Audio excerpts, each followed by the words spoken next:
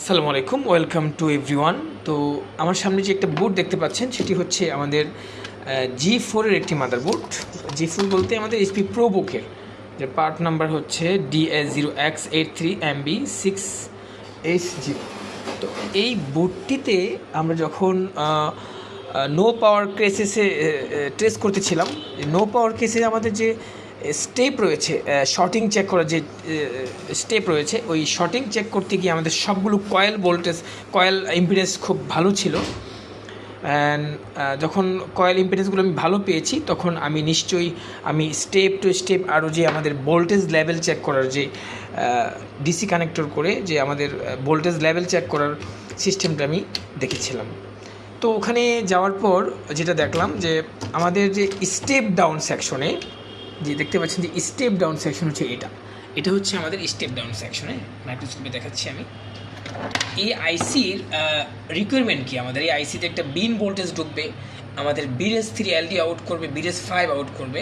তো এটা হচ্ছে আমাদের আইসি। এই যে 1 নাম্বার পিন দেখতে পাচ্ছেন, এখান থেকে এই 3 নাম্বার পিনটা, এই 3 নাম্বার পিন এটা এখানে একটা ক্যাপাসিটার ছিল, যে ক্যাপাসিটারটা হচ্ছে আপনার 3.3 ভোল্ট, যেটা হচ্ছে LDO BRS3, আর এটা হচ্ছে আমাদের LDO5, যেটা কি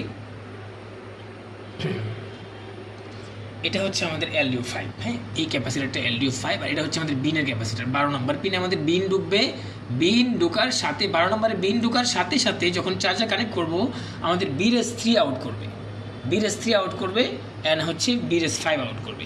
বাট BRS3-এর যে ক্যাপাসিটার ছিল, এই ক্যাপাসিটারটি ছিল আপনার মানে একদম লো ইম্পিডেন্স ছিল, একদম লো ইম্পিডেন্স ছিল। তো লো ইম্পিডেন্স থাকার কারণে আমার মনে হয়েছে যে এখানে আমার কাছে একটু ফল্টি মনে হচ্ছে। তো আমি কি করলাম, এই ক্যাপাসিটারটিকে রিমুভ করলাম। আমি দেখাই ক্যাপাসিটারটি। এই হচ্ছে আমাদের ক্যাপাসিটারটি, এই ক্যাপাসিটারটা যদি একটু মাল্টিমিটার দেখায়, ভালো করে দেখায়, এই হচ্ছে আমার ক্যাপাসিটারটি। ক্যাপাসিটারটি রিমুভ করার পর যে আমার এখানে যে ইম্পিডেন্স থাকার কথা ছিল, এখানে এই জায়গার মধ্যে ইম্পিডেন্সটা কিন্তু 300+ হয়ে গেছে। এবং আমাদের যে এখানে বোর্ড ভিউ রয়েছে, বোর্ড ভিউর মধ্যে হচ্ছে যে এখানে এই যে দেখতে পাচ্ছেন 3 নাম্বার পিনটি এবং এই ক্যাপাসিটারটি আমরা রিমুভ করে দিয়েছি। তো ভিউয়ার্স, আমরা এখন দেখব যে ক্যাপাসিটার ইম্পিডেন্সটি আসলে কতটা হাই হয়েছে।